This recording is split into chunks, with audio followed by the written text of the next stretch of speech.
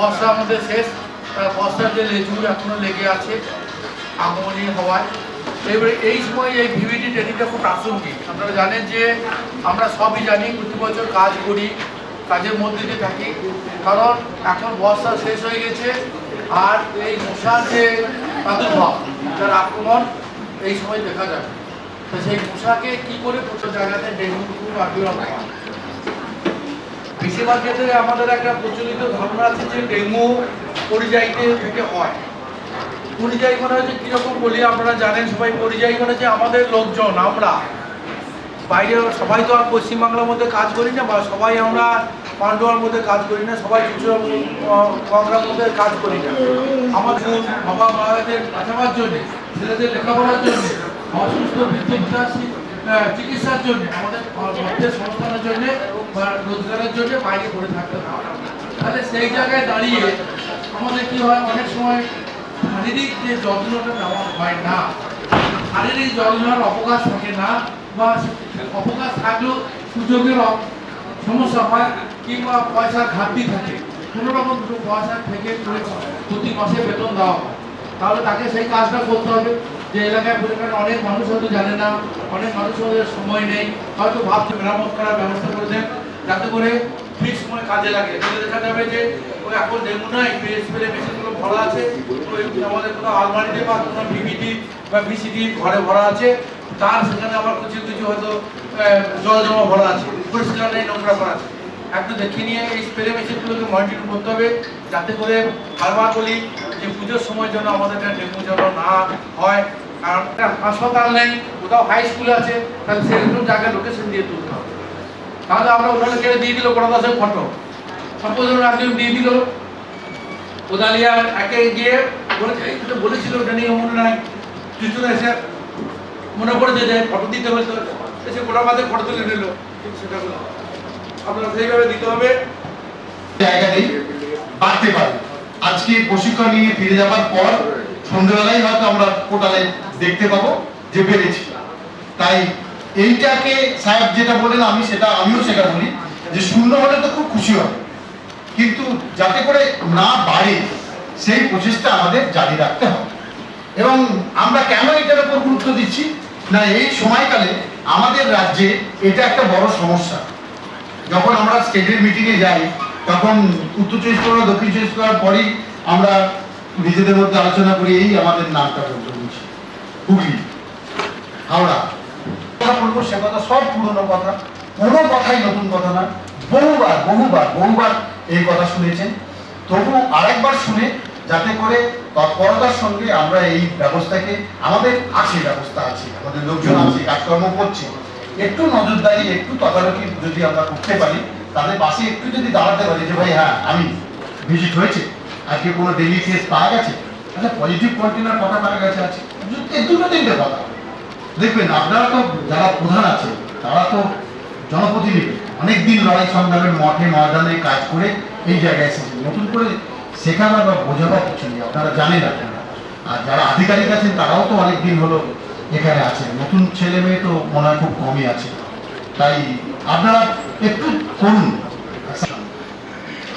সব ঠিক আছে, কিন্তু বাড়ির চারপাশ একদম অপরিষ্কার, চারিদিকে আবর্জনা, বদ্ধ জলাশয়, নোংরা ড্রেন, হ্যাঁ বাড়ির চারপাশেতে আবর্জনা স্তূপ করে আছে।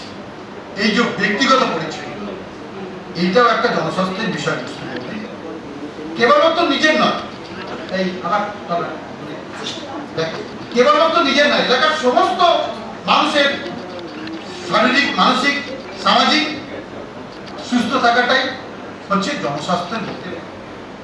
আমরা যারা জনপক্ষে ব্যাপারটাকে বেশি বেশি করি, একটা কথা জেনে রাখি, আমি বলি, আমার যারা পুরনো প্রশিক্ষণ যারা নিয়েছেন তারা জানে, আর এই কথাটা এই কোদালিয়া প্রধানের কাছে, আমাদের ওই সাহেবের কাছে পুরনো একটা রাস্তা, একটা প্রধান তার সময়কালে তৈরি করবে, 5 বছর যেতে না যেতে যে কোনো কারণেই হোক, পাইপিসিডি পর্যায়ে হোক, আর আমার নজরদারির ঘাটতির জন্য কন্ট্রাক্টরদের মুনাফা বেশি পাওয়ার জন্যই হোক, রাস্তাটা নষ্ট হয়ে যায়। কিন্তু 5 বছরে আপনি আপনার এলাকার সব শিশু আইসিডিএস মুখী করতে পেরেছেন, সব গর্ভবতী মাকে 4-5 চেক আপ করিয়ে পাকিস্তানি ডেলিভারি করতে হচ্ছে। বারবার কোদালিয়ার কথা এসে জলটা শুকিয়ে গেছে। ডিম আর মশার পূর্ণাঙ্গ মশায় রূপান্তরিত হতে পারেনি।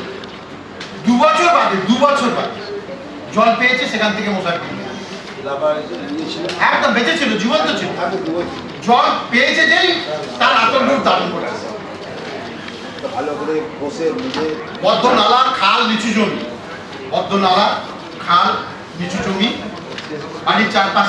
আপনি বাড়ি করেছেন, তা আপনার বাড়ির পাশেতে লোকটা বাড়ি করেনি, একটু নিচু, আপনার তো মাটি সারা এবং হাত।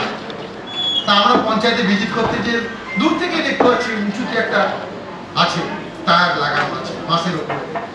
তা আমি নবনীতা ম্যাডাম বলছি, দেখুন ওইখানে একটা বাঁশের ওপরেতে টায়ার লাগানো আছে, ওখানে জলটা কি করে সে ফেলবে প্রতিদিন। এবার ঠিক আছে চলুন যাই। তা আমি জিজ্ঞেস করলাম ছেলেটিকে যে আপনি যেখানে করেছেন এটা করেছেন কেন?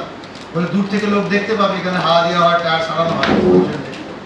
তাহলে ওইখানে সার্ভে টিমের কাজ হচ্ছে বাড়ি বাড়ি যাবে, বাড়ি বাড়ি যে তথ্য সংগ্রহ করবে, খবর নেবে, প্রযোজন স্থলগুলো ভাঙবে, আর যেগুলো তার দ্বারা সম্ভব নয় সেগুলো কন্ট্রোল টিমকে সে জানাবে। এটা হচ্ছে সার্ভে টিমের কাজ, VST, ভেক্টর সার্ভে টিম। আর পঞ্চায়েত, সুপারভাইজার, জনপ্রতিনিধি এদের সঙ্গে লিয়াজও তৈরি করবে, সমন্বয়। আমরা বারবার কাজগুলোকে বাস্তবিকভাবে করতে গেলে আমাদের আগে যেমন কাগজ কলমে কাজ আমাদের এই করতে হতো, অর্থাৎ ডেঙ্গুর হাত থেকে বা পতঙ্গবাহিত রোগের হাত থেকে আমাদের এলাকাতে বা ব্যক্তিগতভাবে নিজেদের ভালো থাকতে গেলে আমরা বাস্তবিকভাবে কাগজ কলমে যে কাজগুলো আমাদের করতে হতো, এখন কিন্তু আমাদের মেশিনের সাহায্যে তার আপডেট বা কোনো মানুষ অসুস্থ হলো কিনা সেই খবর রাখা, তার সাথে সাথে বাড়িতে ঢোকার ঢুকে কোনো সমস্যা আছে কিনা, কোথায় জল জমে আছে, কোথায় পাথর পড়ে আছে, বাড়ির ছাদ বা বাড়ির ভিতরে, এই সমস্ত ব্যাপারগুলো কিন্তু তারা, এবং সেই এলাকার মানুষ সমস্যার মধ্যে পড়বে এবং যাতে করে কোনো মানুষ সমস্যার মধ্যে না পড়ে, কোনো মানুষ ডেঙ্গুতে আক্রান্ত হলে তাহলে তার জন্য আমাদের সঠিকভাবে কাজটাকে করতে হবে। আর একটা অ্যাপস রয়েছে যেখানে সুপারভাইজারদের অ্যাপস, এই সুপারভাইজারদের অ্যাপসে মানে প্রত্যেকটা VST তারা কিভাবে কাজ করছে, কতগুলো বাড়ি এন্ট্রি করছে, সেই সমস্ত বিষয়টা কিন্তু সুপারভাইজার। এইটা আমি লক্ষ্য করতাম একটা সময় 100 দিনের কাজে যখন এন্ট্রি হতো, ওই যে যারা কম্পিউটার লোকজন তারা এত সুন্দর টোটাল এন্ট্রি করতো, ফাটাফাটি। তেমনি এইটা কিন্তু খুব কাজের কথা এবং খুব দরকার। আমি বলছি না না করে পোর্টাল এন্ট্রি হয়, করুক, কিন্তু সেটা সঠিকভাবে প্রতিদিনের পোর্টাল এন্ট্রি প্রতিদিন হচ্ছে কিনা এইটা একটু পঞ্চায়েতকে নজরদারি করতে হবে, দেখতে হবে।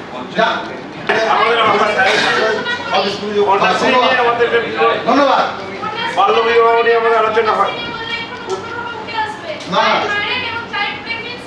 একদম চাইল্ড প্রেগনেন্সি বিষয়টা আলাদা, কন্যাশ্রী বিষয়টা আলাদা। যাই হোক, বিতর্কে যাবো না, এইগুলো হচ্ছে না। টিভি রোগী নিয়ে আলোচনা হচ্ছে, কি হচ্ছে না, ওই দিদিরা বলছে তোর কটা, আমার 3টে, তোর কটা 5টা, মোট 8টা। আমার পঞ্চায়েত এলাকায় টিভি রোগী 8টা, MDR। অনেকেই বলতে পারবেন এখানে, আমি কাউকে ছোট করার জন্য বলছি না, এটা কিন্তু কাউকে আঘাত দেওয়ার জন্য বলছি না। আমাকে প্রশিক্ষক হিসাবে জেলা পরিষদ থেকে এইখানে